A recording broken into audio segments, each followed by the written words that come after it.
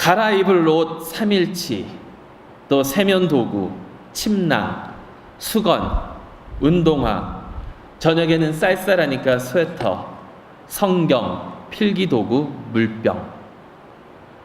여러분, 내일부터 있을 중고등부 수련회에 가지고 와야 하는 물건들입니다. 어떻게 보면 참 간단한 그런 리스트입니다. 그런데 꼭 이렇게만 챙겨오는 것이 아니라 어떤 학생들은 항상 어떤 학생이 있기 마련인데요. 무엇인가 바리바리 이렇게 꼭 쌓아오는 그런 학생들이 있습니다.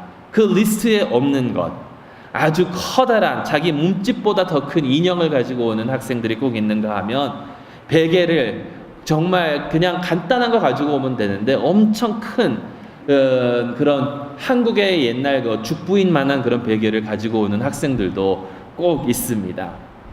그런데 그와 또 반대로 꼭 가지고 와야 되는데 가지고 오지 않는 학생들도 꼭 있습니다. 제가 전에 미시시피 선교를 가면서 두 교회에서 어스틴에 있었을 때와 또 노스캐롤라이나에 있었을 때 학생들을 데리고 가는데요. 물병이나 장갑 등을 꼭 챙겨오라고 하지만 그것을 챙겨오지 않고 그 선교지 현지에 가서 그것을 사는 그런 학생들도 있고요. 또 그 선교지 거기에 가서 항상 월마트를 먼저 들리는데 월마트에 가서 자기의 양말과 속옷을 사는 학생들도 있다라는 것입니다. 아니, 우리가 월마트 안 갔으면 일주일 동안 같은 속옷으로 어떻게 버텼을까 의문이 들기는 하지만, 여러분, 이렇게 여행을 가거나 어디로 갈 때 무엇을 싸가는지가 굉장히 중요합니다. 무엇을 싸가느냐에 따라서 내가 경험하는 거나 체험하는 것, 느끼는 것이 다를 수가 있습니다. 어렸을 때, 사실 지금도 마찬가지지만 부모님이나 어르신들이랑 여행을 가면 항상 제가 불평했던 그런 것이 있습니다. 그것이 뭐냐면, 여행의 묘미는 가서 맛있는 음식을 사 먹는 것인데 집에서부터 밥통으로부터 시작해서 브루스타에 그리고 아이스박스에 온갖 밑반찬들과 고기 등을 다 싸서 여행을 다녔다라는 거예요. 그러면 자동차 트렁크에 이런 것들을 다 싣고 가서 레스트 에리아에 가면 거기서 이것들을 하나하나 다 꺼내서 이제 거기서 고기를 구워 먹고, 또 호텔에 가면 그 짐을 정리하기 위해서 이 모든 것을 다시 내렸다가 또 이제 저희 부모님은 그 다음날 먹을 밥까지도 다 지으시고 그것을 다시 다 챙겨서 이렇게 또 싣고 이렇게 가는 그러했던 경험, 그것이 아직도 생생하게 기억 속에 남아 있습니다. 그 지역에 가면 그 지역 음식을 사 먹고 그래야 되는데 그래야만 그 지역의 문화와 특색을 우리가 체험하게 되는 것인데 그렇게 음식을 싸가지고 다니고 그랬던 경험. 근데 싸가고 다니느냐 아니면 싸가지 않고 거기서 사 먹느냐에 따라서 여행의 그 느끼는 것이나 체험하는 것이, 경험이 달라지게 된다라는 것입니다. 여러분, 오늘 본문에는 예수님께서 12제자들을 부르셔서 둘씩 짝을 지어서 전도 여행을 보내시는 그런 내용이 나옵니다. 그리고 무엇을 가지고 가야 하는지, 무엇을 가지고 가면 안 되는지에 대해서 말씀하고 계십니다. 제자들이 준비하고 이 전도 여행을 위해서 싸가지고 가야 할 것은 거의 없습니다. 오직 지팡이 하나만 가지고 가고 신발을 신고 가라라고 예수님께서 말씀하십니다. 음식이나 배낭이나 돈도 가지고 가지 말라라고 하십니다. 심지어 옷을 2벌 입지도 말라라고 이렇게 말씀하시죠. 딸랑 지팡이 하나, 그리고 지금 네가 입고 있는 것 외에는 아무것도 챙기지 말고 아무것도 가지지 말고, 그리고 여행을 가고 또 어느 마을에 들어가서든지 누구의 집에 유하게 되거든 짐을 옮기지 말고 집을 옮기지 말고 그것을 떠날 때까지 그 집에 거하라 라고 예수님께서 말씀하십니다. 요즘 우리의 모습과는 얼마나 다른가요? 여러분께서는 여행을 가실 때 어떠한 목적으로 가든지 무엇을 챙기고 가시나요? 우리는 꼭 필요한 것만 챙기고 간다라고 하면서 이렇게 짐을 챙기다 보면 혹시 내가 이것을 쓸지 모르니까 라고 하면서 가지고 다니는 것이 너무나도 많습니다. 제가 아는 어떤 사람들은, 저도 사실 예전에 이랬거든요. 비행기 안에서 이제 비행기 안에서 가면서 시간이 남으니까 책을 읽어야지 하면서 무거운 책들을 몇 권이나 가방에 넣어가면서 그것을 꼭 챙겨갑니다. 그러면서 얼마나 읽을까요, 과연? 겉에 표지와 그 처음에 나오는 그 인트로덕션을 읽으면 많이 읽는 거고요. 전혀 꺼내보지도 않고 그러는데 이런저런 상황을 대비해서 이것저것 챙기는 게 어떻게 보면 우리의 모습이 아닐까. 근데 예수님께서는 아무것도 가지고 가지 말라라고 하십니다. 여러분, 왜 예수님께서는 아무것도 가지고 가지 말라라고 하셨을까요? 왜 예수님께서는 지팡이 하나 외에 아무것도 가지고 가지 말라라고 하셨을까? 어떤 사람들은 그 이유가 지금 제자들이 가는 이 전도 여행이 너무나도 긴박한 그런 여행이기 때문이라고 이야기를 합니다. 예수님께서 공생애를 시작하셨습니다. 하나님의 나라가 임하였고 그 나라가 지금 확장되면 나아가고 있는 그런 상황 속에서 예수님의 공생애는 3년밖에 되지 않을 것이기 때문에 더 많은 곳에 가서 복음을 전할 수 있도록 하기 위해서 짐이 많으면 그 짐을 챙겨야 되고 그 짐을 다시 싸야 되고 정리해야 되고 이것을 끌고 다니면 번거로우니까 그런 것들을 다 놓고 긴급하게 다닐 수 있도록 속히 다닐 수 있도록 이것들을 다 놓고 가라 라고 이렇게 말씀하고 있는 분들도 계십니다. 물론 그것도 맞는 말일 수 있지만 저는 이것보다 더 근본적인 이유가 있다라고 생각을 합니다.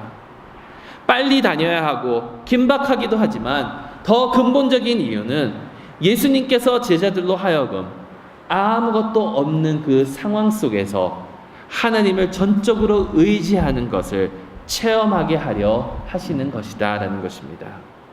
하나님을 전적으로 의지하는 오직 하나님 한 분만 바라보면서 나아가는 그러한 삶의 체험. 여러분, 내가 가진 것이 아무것도 없으니까 내가 할 수 있는 것이 아무것도 없는 그러한 상황 속에서 내가 정말 무능력한 그런 상황 속에서 하나님 한 분만 바라보게 되는 그것을 체험할 수 있도록 예수님께서는 제자들을 아무것도 없이 보내셨다라는 것입니다. 심지어는 돈을 가지고 가지도 말라라고 하십니다.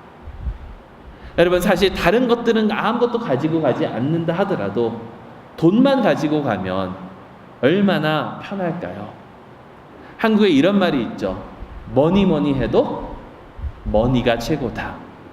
뭐니 해도 머니가 최고라는데 돈만 있으면 해결할 수 있는 것이 많지 않습니까? 음식 챙겨갈 필요 없습니다. 돈만 가지고 가서 사 먹으면 되니까요.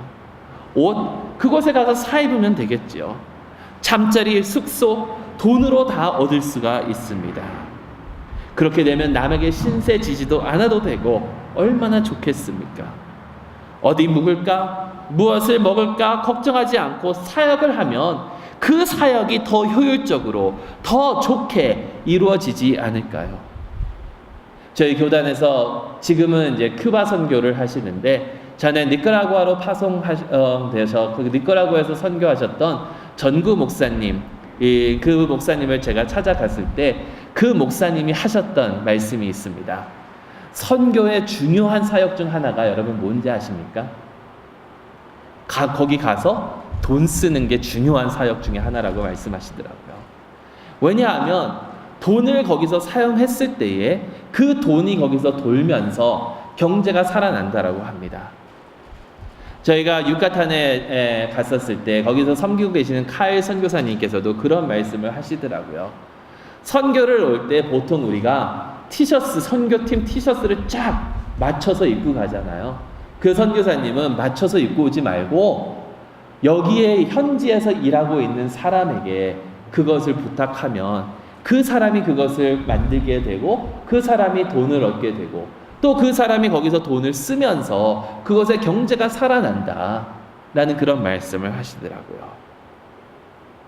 그렇게 돈을 쓰게 되면 효율적으로 더 선교를 잘 할 수 있을 것 같은데 물론 그것이 맞는 말이고 물론 그렇게 하는 것도 옳은 방법 중 하나가 되겠지만 여기서 예수님께서 원하셨던 것은 얼마나 더 효율적이고 얼마나 더 잘 이 선교를 하느냐가 아니라 제자들로 하여금 돈마저도 없는 그런 상황 속에서 어디서 잘지, 무엇을 먹을지 당장 이것이 해결되지 않는 그러한 상황 속에서 하나님을 붙들고 하나님께 전적으로 의지하는 것을 배우고 체험하기를 원하셨다라는 것입니다. 여러분, 그렇게 했었을 때에 이들은 하나님께서 놀랍게 역사하시는 것을 체험했습니다. 12절 13절 말씀을 보면 제자들이 나가서 회개하라 전파하고 많은 귀신을 쫓아내며 많은 병자에게 기름을 발라 고치더라. 여러분, 마가는 길게 설명하지 않습니다. 마가복음은 짧고 간략한 그런 복음서입니다. 제자들은 가서 예수님께서 명령한 대로 했고 그들이 말씀을 선포했고 귀신들을 쫓아냈고 병자들을 고치고 돌아왔다라고 하고 있죠. 주님을 의지하고 나아갔었을 때에 이러한 놀라운 사건들을 그들은 체험했다라고 합니다. 근데 여러분, 다른 복음서들을 보면 이 제자들이 돌아와서 얼마나 기뻐했는지 모릅니다. 예수님, 주님께서 명령하신 대로 했습니다. 그러니까 정말 귀신들이 달아나고 병든 자들이 고침을 받고 하나님의 그 복음이 선포가 됐습니다 라고 하면서 얼마나 예수님께 자랑했는지 모릅니다. 이것은 마치 아이가 학교에 갔다 와서 상장을 타고 와서 엄마, 아빠, 내가 이것을 탔어요 라고 자랑하는 것처럼,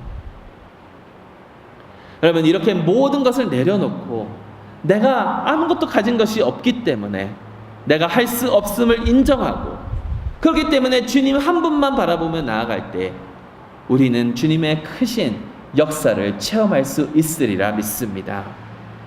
전에도 말씀드렸지만 여러분, 신은 스스로 돕는 자를 돕는다는 그런 말이 있는데 그것은 지극히 잘못된 말입니다.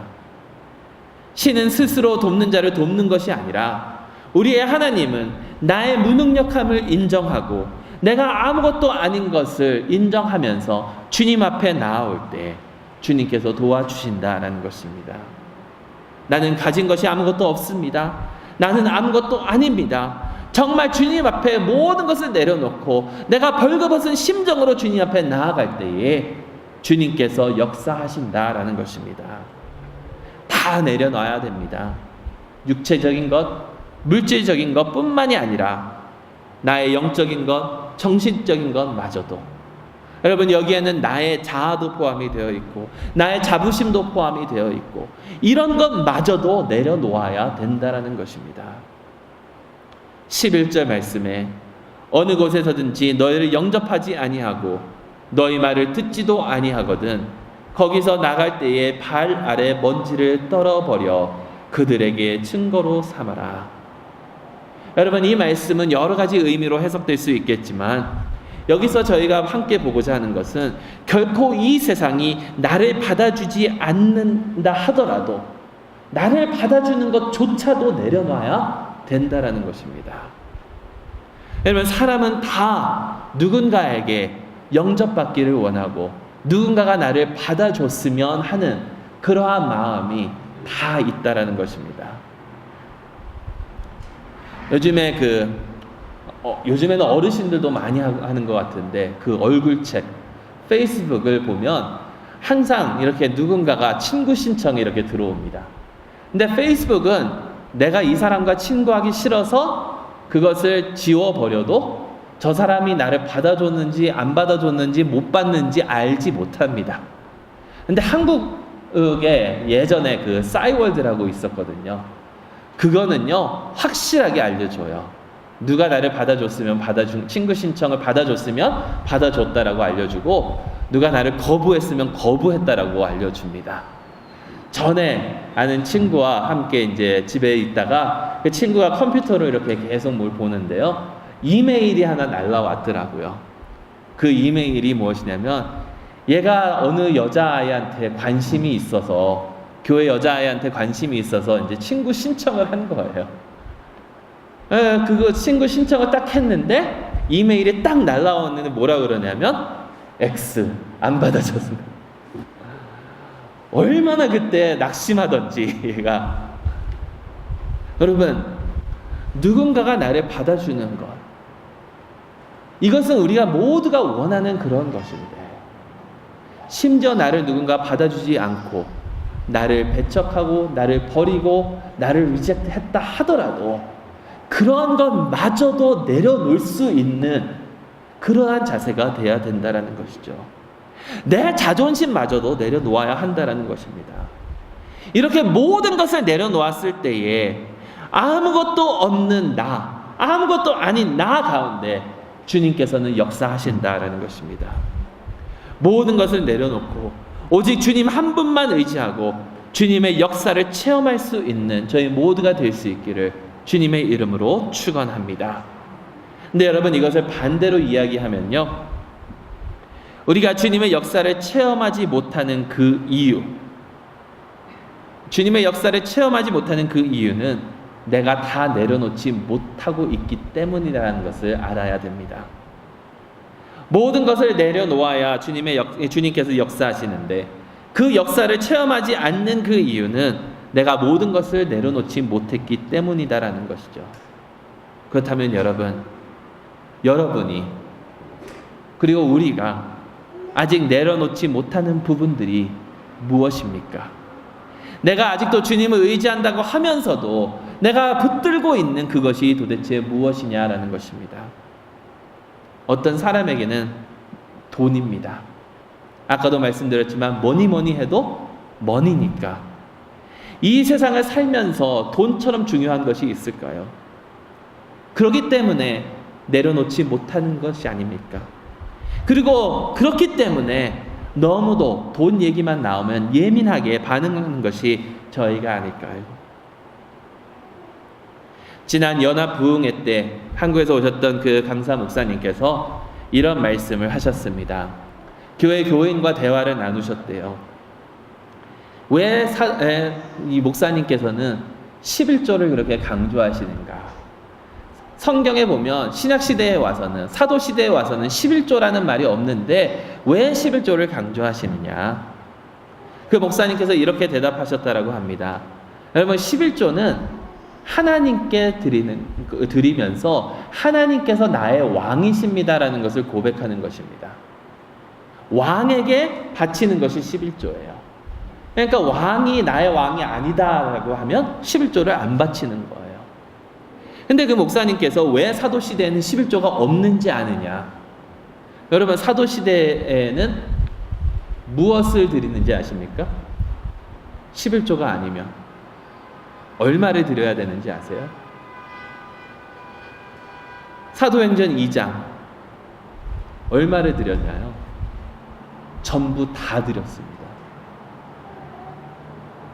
사도시대에서 11조 얘기하지 않는 그 이유가 무엇이냐면 사도시대에서는 전부 다 드렸기 때문이에요.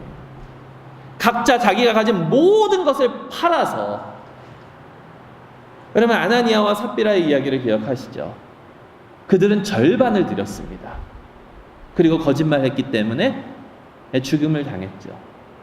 근데 그 시대에는 모든 사람들이 다 드렸다라는 거예요.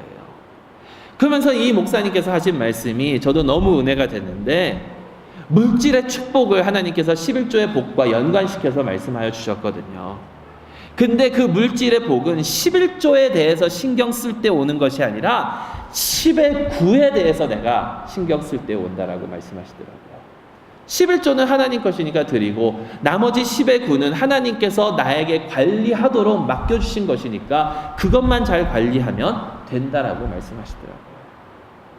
여러분, 문제가 무엇이냐면 우리는 돈을 다스리면서 살아야 되는데 돈에 의존하고 오히려 돈에 사로잡혀 살아갈 때가 너무나도 많다라는 것입니다. 그리고 또 어떤 사람에게는 명성이나 과거 이런 것들을 내려놓기가 너무도 힘든 사람들이 있습니다. 내가 어떤 사람인데, 내가 무엇을 이루었었는데, 우리 교회가 어떤 교회였었는데, 여러분, 과거 우리 교회가 한인 교회들 사이에서 아직도 이 말씀을 많이 듣습니다. 저희 교회 교인분들께 드는 것은 아니고요, 다른 교회 목사님들과 이렇게 할 때 그래도 중부교회가 장자 노릇을 했던 교회가 아니냐라는 그런 말씀들을 간혹 하세요. 장자, 그러면 장자의 특권이 반드시 있죠. 있습니다. 그런데 장자라고 다 좋은 것은 아니거든요. 장자 중에는 하나님의 축복을 받는 장자도 있었지만 다 좋은 것은 아니었습니다. 이스마엘, 에서, 르우벤 다 장자였습니다. 그리고 심지어 탕자의 형도 장자였습니다. 그렇다고 해서 장자의 특권이 안 좋다라는 것이 아니라 우리가 과거에 계속해서 연연하고 나아가면 절대로 앞으로 갈 수 없다라는 것입니다. 이런 것들을 내려놓지 못한다면 우리는 주님의 역사를 체험할 수가 없다라는 것입니다. 교회 안에서 특히 많은 교회들이 아직도 붙들고 있는 것, 전통. 여러분, 전통은 매우 중요한 것입니다. 그리고 필요한 것입니다. 그렇지만 그 전통이 앞으로 나아가는 데 방해가 된다면, 그리고 그 전통이 성경적인 것이 아니라 전통을 위한 전통이라면 그것들도 과감하게 내려놓고 나아갈 수 있어야 된다는 것이죠. 여러분, 이런 것들을 내려놓지 않는다면 우리는 주님의 역사를 체험하지 못하는 것뿐만이 아니라 주님을 놓치게 된다는 사실을 우리는 알아야 됩니다. 돈에 사로잡힌 사람들은 모든 것을 돈으로 보게 됩니다. 사람을 만나도 이 사람이 나에게 돈으로 이익을 줄 사람인가 아닌가를 보게 되죠. 명성을 놓지 못하는 사람은 그 사람이 나의 명성에 도움이 되느냐 안 되느냐만 가지고 보게 된다는 것입니다. 그러다가 주님을 놓치게 된다는 것이죠. 여러분, 오늘 본문 초반을 보게 되면 예수님께서 나사렛에서 사역하시는 내용이 나옵니다. 근데 사람들이 예수님을 영접하지 않습니다. 예수님의 지혜와 권능은 인정하지만 예수님 자체를 인정하려고 하지 않는다라는 것입니다. 그 이유가 무엇인지 아십니까?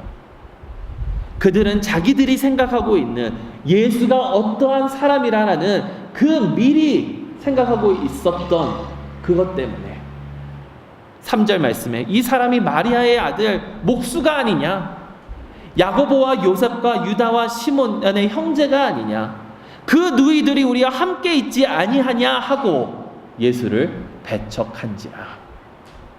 그들은 오직 자신들의 관점으로만 봤습니다. 자신들의 관점으로는 예수님은 목수에 지나지 않았습니다. 자신들의 선입견을 내려놓지 못하니 예수님께서 누구이신지 보지 못했고 예수님의 능력을 체험하지 못했다라는 것입니다. 5절에서 6절 서두의 말씀을 보면 거기서는 아무 권능도 행하실 수 없어 다만 소수의 병자에게 안수하여 고치셨을 뿐이었고 그들이 믿지 않음을 이상히 여기셨더라. 믿지 않음을. 여러분, 내려놓지 못한다라는 것은 결국 믿음이 없다라는 그런 말씀입니다. 내가 아직도 무언가를 붙잡고 있다라는 것은 내가 오직 주님만을 의지하지 못한다는, 내가 아직 믿음이 없다라는 그 말밖에 될 수 없다라는 것입니다. 믿음이 없으면 주님을 체험할 수 없습니다. 거기서는 아무 권능도 행하실 수 없어. 여러분, 왜 주님이 권능을 행하시지 못하였을까요? 주님이 못하셔서? 주님의 능력이 없으셔서? 아닙니다. 다만 하나님께서 하나님의 역사를 체험할 수 있도록 우리에게 허락하신 도구가 믿음이라는 것입니다. 믿음이 없으니까 믿음이 없는 곳에서 주님께서 능력이 부족하셔서가 아니라 믿음이 없기 때문에 체험하지 못한다라는 것이죠. 구하면 주신다라고 했는데 믿지 않으니까 믿는 척만 하고 기도하면서 내 뜻대로 마옵시고 아버지 뜻대로 하옵소서라고 끝에 붙이면서 나아가는 것이 아닐까요? 여러분, 예수님께서 내 뜻대로 마옵시고 아버지 뜻대로 하옵소서라고 하셨을 때에 예수님께서 하나님의 뜻이 무엇인지 분명히 알고 계셨다라는 것입니다. 그리고 많은 믿는 자들은 그렇게 약한 기도를 하는 것이 아니라 이 앉은뱅이를 일으켜 주시옵소서 하지만 저희 뜻대로 마옵시고 하나님 뜻대로 하옵소서가 아니라 하나님의 뜻을 알고 일어나 걸으라라고 했을 때에 하나님께서 역사하셨다라는 것입니다. 여러분, 믿으시기 바랍니다. 믿고 전적으로 주님만 의지하며 나아가실 수 있기를 소망합니다. 그렇다면 지난주에도 말씀드렸지만 여러분, 믿는 것이 도대체 무엇입니까? 우리 기독교의 믿음은요, 그냥 막연한 믿음이 아닙니다. 기독교의 믿음은 역사에 근거한 합리적이고 이성적인 믿음입니다. 우리가 믿을 수 있는 분명한 이유가 있기 때문에 우리는 믿는다라는 것입니다. 그 분명한 이유가 무엇이냐면 바로 예수 그리스도께서 하신 일이다라는 것입니다. 여러분, 오늘 본문을 보면 예수님께서는 고향에서 배척당하셨습니다. 그러면서 선지자는 자기 고향과 자기 친척과 자기 집 외에서는 존경을 받지만 거기에서는 존경을 못 받는다라고 하셨죠. 자기와 가장 가까운 곳에 있는 사람들이 오히려 선지자를 배척하고 존경하지 않는다라고 말씀하셨습니다. 그리고 오늘 본문이 끝난 13절 이후에 나오는 내용을 보면 구약시대의 마지막 선지자였던 세례 요한이 죽임을 당하는 그러한 모습이 나오게 됩니다. 이 모든 것이 묘사하는 것이 과연 무엇일까요? 자신과 가장 가까웠던 사람들, 고향 사람들에게 배척을 당하셨는데 이것은 예수님께서 앞으로 자신들의 그 민족, 자신의 혈육인 이스라엘 사람들에게 배척을 당하시게 되는 것을 미리 알려주는 대목이다라는 것입니다. 그리고 그들은 예수 그리스도를 죽음으로 몰아갑니다. 그래서 예수님께서는 결국 십자가 위에서 돌아가셨습니다. 여러분, 바로 이것이 우리가 믿을 수 있는 이유라는 사실을 아시기 바랍니다. 왜일까요? 바로 예수님께서 그 십자가 위에서 우리를 위하여 죽으셨기 때문입니다. 그리고 사흘 만에 부활하셨습니다. 죄로 말미암아 사망이 이 세상을 지배하고 있었을 때에 그 사망 권세를 깨트리시기 위하여 죽은 자 가운데서 예수 그리스도께서 다시 살아나셨다라는 것입니다. 우리를 위하여 당신의 목숨마저도 내려놓으신 주님께서 당신을 전적으로 의지하고 내가 가진 모든 것들을 내려놓으라라고 말씀하고 계십니다. 나를 위하여 모든 것을 내려놓으신 예수님을 위하여, 예수님을 의지하며 모든 것을 내려놓을 수 있기를 간절히 소망합니다. 나를 위하여 십자가를 짊어지신 예수 그리스도의 사랑을 알고 주님의 역사를 체험하고 싶으십니까? 그렇다면 내가 아직 놓지 못하고 있는 그 모든 것들을 다 떨어버리고 주님만 의지하며 전진하시기 바랍니다. 믿음으로 나아갈 때에 하나님께서 역사하심을 다 체험할 수 있고 또 우리 참빛교회도 다 떨어버리고 전진하면서 주님께서 이끄시는 곳으로 나아가 주님께서 우리 가운데 크게 역사하시는 것을 체험하며 나아갈 수 있는 저희 모두가 될 수 있기를 주님의 이름으로 축원합니다. 기도하겠습니다. 사랑의 하나님 아버지, 참으로 감사드립니다. 저희를 사랑하여 주심을 감사합니다. 저희를 위하여 예수 그리스도께서 모든 것을 내려놓으시고 저희를 위하여 죽으셨고 또 저희를 사망의 권세에서 풀어주시기 위하여 사흘 만에 부활하여 주셨으니 너무나도 감사드립니다. 그렇기 때문에 그 사랑에 힘입어 저희가 아직도 의지하고 있던 것들이 있다면 다 떨어버리고 다 내려놓고 주님 한 분만 의지하며 나아갈 수 있도록 저희를 도와주시고 이끌어 주시옵소서. 저희의 믿음의 연약함을 주님 긍휼히 여겨주시고 도와주셔서 오직 주님을 전적으로 믿고 나아갈 수 있는 저희 모두가 될 수 있도록 인도하여 주시옵소서. 그래서 저희 모두가 다 저희 참빛교회 교우들 한 분 한 분이 다 주님께서 역사하시는 그 현장 가운데 아버지 하나님 있을 수 있도록 인도하여 주시옵소서. 예수 그리스도의 이름으로 기도드리옵나이다. 아멘.